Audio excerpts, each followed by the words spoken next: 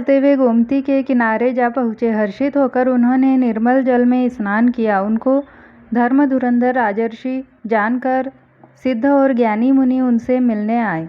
जहाँ जहाँ सुंदर तीर्थ थे, मुनियों ने आदरपूर्वक सभी तीर्थ उनको करा दिए। उनका शरीर दुर्बल हो गया था। वे मुनियों के से वल्कल वस्त्र धारण करते थे और संतों के समाज में नित्य पुराण सुनते थे और द्वादशाक्षर मंत्र ओम नमो भगवते वासुदेवाय का प्रेम सहित जप करते थे। भगवान वासुदेव के चरण कमलों में उन राजा रानी का मन बहुत ही लग गया। वे साग, फल और कंद का आहार करते थे और सच्चिदानंद ब्रह्म का स्मरण करते थे। फिर वे श्रीहरि के लिए तप करने लगे और मूल फल को त्याग कर केवल जल के आधार पर रहने लगे। हृदय में निरंतर यही अभिलाषा हुआ करती कि हम कैसे उन परम प्रभु को आँखों से देखें, जो निर्गुण, अखंड, अनंत और अनादि हैं, और परमार्थवादी ब्रह्मज्ञानी तत्ववेत्ता लोग जिनका चिंतन किया करते हैं, जिन्हें वेद यह भी नहीं कहकर निरूपण करते हैं, जो आनंद स्वरूप, उपाधि रहित और अनुपम हैं, और जिनके अंश से अनेकों शिव, ब्रह्मा और विष्णु भगवान प्रकट होते हैं। ऐसे महान प्रभु भी सेवक के वश में हैं और भक्तों के लिए दिव्य लीला विग्रह धारण करते हैं।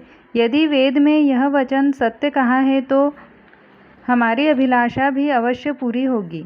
इस प्रकार जल का आहार करके तप करके 6000 वर्ष बीत गए। फिर 7000 वर्ष वे वायु के आधार पर रहे। 10,000 वर्ष तक उन्होंने वायु का आधार भी छोड़ दिया। दोनों एक पैर से खड़े रहे। उनका अपार तप देखकर ब्रह्मा, विष्णु और शिवजी कई बार मनु जी के पास आए। उन्होंने इन्हें अनेक प्रकार से ललचाया और कहा कि कुछ वर मांगो, पर ये परम धैर्यवान राजा रानी अपने तप से किसी के डिगाए नहीं डिगे। यद्यपि उनका शरीर हड्डियों का ढांचा मात्र रह गया था, फिर भी उनके मन में जरा भी पीड़ा नहीं थी। सर्वज्ञ प्रभु ने अनन्य गति वाले तपस्वी राजा रानी को निज दास जाना। तब परम गंभीर और कृपा रूपी अमृत से सनी हुई यह आकाशवाणी हुई कि वर मांगो। मुर्दे को भी जिला देने वाली यह सुंदर वाणी कानों के छेदों से होकर जब हृदय में आई, तब राजा रानी के शरीर ऐसे सुंदर और हष्टपुष्ट हो गए मानो अभी घर से आए हैं। कानों में अमृत के समान लगने वाले वचन सुनते ही उनका शरीर पुलकित और प्रफुल्लित हो गया। तब मनुजी दंडवत करके बोले, प्रेम हृदय में समाता न था। हे प्रभो, सुनिए, आप सेवकों के लिए कल्प वृक्ष और कामधेनु हैं। आपकी चरण रज की ब्रह्मा, विष्णु और शिवजी भी वंदना करते हैं।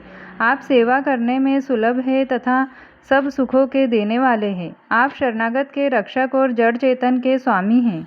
हे अनाथों का कल्याण करने वाले, यदि हम लोगों पर आपका स्नेह है तो प्रसन्न होकर यह वर दीजिए कि आपका जो स्वरूप शिवजी के मन में बसता है और जिसके लिए मुनि लोग यत्न करते हैं, जो काकभुक्षुंडी जी के मन रूपी मानसरोवर में विहार करने वाला हंस है, सगुण और निर्गुण कहकर वेद जिसकी प्रशंसा करते हैं, वे शरणागत के दुख मिटाने वाले प्रभु, ऐसी कृपा कीजिए कि हम उसी रूप को नेत्र भर कर देखें। राजा रानी के कोमल, विनय युक्त और प्रेम रस में पगे हुए वचन भगवान को बहुत ही प्रिय लगे। भक्तवत्सल, कृपा निधान, संपूर्ण विश्व के निवास स्थान या समस्त विश्व में व्यापक सर्वसमर्थ भगवान प्रकट हो गए। भगवान के नीले कमल, नीलमणि और नीले जल युक्त मेघ के समान कोमल, प्रकाशमय और सरस श्याम वर्ष चिन्मय शरीर की शोभा देखकर करोड़ों कामदेव भी लजा जाते हैं। उनका मुख शरद पूर्णिमा के चंद्रमा के समान छवि की सीमा स्वरूप था। गाल और ठोड़ी बहुत सुंदर थे। गला शंख के समान त्रिरेखा युक्त चढ़ाव उतार वाला था। लाल ओठ, दांत और नाक अत्यंत सुंदर थे। हंसी चंद्रमा की किरणवली को नीचा दिखाने वाली थी।